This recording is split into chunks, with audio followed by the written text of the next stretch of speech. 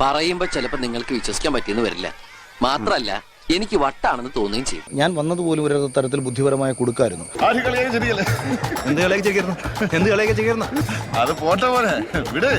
അപ്പൊ ഇത് ചെയ്തത് എന്താണ്? എന്നെ ഓഫീസിലേക്ക് വിളിച്ചു വരുത്തിയിട്ട് പുള്ളി 2020 ചേർന്ന് ഞാൻ അനൗൺസ് ചെയ്തു.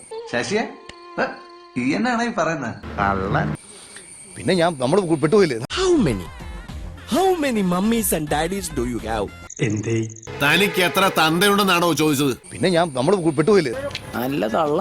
അതെ, ഞങ്ങൾ ചോറ് തന്നെ കൊണ്ടുവന്നേ. നമ്മൾ അതുവരെ സ്വന്തമായിട്ട് നിന്ന ഒരാൾ പെട്ടെന്നൊരു സുപ്രഭാതത്തിൽ രാഷ്ട്രീയ പാർട്ടിക്കാരനായിട്ട് വാർത്തകൾ മുഴുവൻ കയറി കഴിഞ്ഞാൽ പിന്നെ അതിനൊപ്പം സഞ്ചരിക്കാന്നുള്ളതേ ഉള്ളൂ. എന്ന് വെച്ചാൽ വട്ടായി പോയെന്ന് തോന്നുന്നു. എന്ത് മൊയിന്താണ്? പിന്നെ പെട്ടെന്ന് അവിടെ വന്നിരുന്ന് നിഷേധിക്കാൻ പറ്റൂ? ഒന്നും പറ്റില്ല.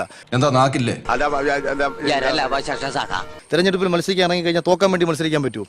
നീ എന്താണ് പിച്ചുമ്പി പറഞ്ഞത്? ഇനി ആരും സൂത്രം കാണിച്ചാ ഇപ്പൊ ഞാൻ ഈ പറഞ്ഞതിന് പുള്ളി എന്തെങ്കിലും അഭിപ്രായം പറയും.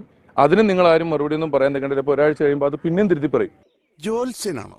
അപ്പൊ നമുക്കൊരു 2-3 കൊല്ലം പരീക്ഷണത്തിനത്തെ ശേഷം ഒരു സ്റ്റേറ്റ്മെന്റ് എന്താണെന്ന് ഉറപ്പിച്ച ശേഷം അദ്ദേഹത്തിനൊക്കെ ഉത്തരം കൊടുക്കുക. അതിനൊക്കെ നമ്മൾ സമയം കളയേണ്ട. ഒരു പ്രാവശ്യത്തെ ക്ഷമിക്കണം, ഇത് ഇയാളുടെ ഒരു വീക്ക്നെസ് ആയി പോയി. ഇതൊക്കെ ഞാൻ നേരത്തെ മനസ്സിൽ കണ്ടിരുന്നതാ. അത് ഒരു ജയസാധ്യത ഇല്ലാത്തൊരു മണ്ഡലത്തിൽ നമ്മൾ മത്സരിക്കുമ്പോൾ പ്രവർത്തകർക്കെങ്കിലും ഒരു ആത്മവിശ്വാസം ഉണ്ടാവണ്ടേ?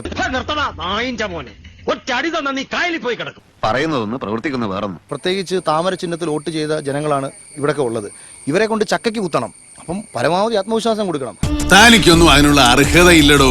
ഓരോ ജന്മങ്ങളെ ഒരു തെരഞ്ഞെടുപ്പില് അവരെ കൂട്ടിയിണക്കാൻ വേണ്ടി എനിക്ക് ചെയ്യാൻ പറ്റുന്നത് ചെയ്തു. ഒരു മണ്ഡലം കമ്മിറ്റി ഓഫീസ് പോലും ഇല്ലായിരുന്നു കേട്ടോ. ആര് കേട്ടാലും ഈ കഥ വിശ്വസിക്കില്ല. അതാ എന്റെ കഥയുടെ കുഴപ്പം. ഒരു മണ്ഡലം കമ്മിറ്റി ഓഫീസ് പോലും NDAക്ക് കേരളത്തിലെ ഏതെങ്കിലും ഒരു മണ്ഡലത്തിൽ ഇല്ലെങ്കിൽ അത് തൃക്കാക്കരയിൽ ഞാൻ മത്സരിച്ച മണ്ഡലത്തിലായിരുന്നു. വർത്താനം നിർത്തണോ ഏരപ്പേ? നിന്നെ തുറന്നങ്ങ് വിട്ടേക്കുവാ, നീ അങ്ങ് മെഴുകി നീ പോ. ഇനി എല്ലാം ദൈവത്തിന്റെ കയ്യിലാ. ഭാഗ്യമുണ്ടെങ്കിൽ നമുക്ക് വീണ്ടും കാണാം. വരട്ടെ.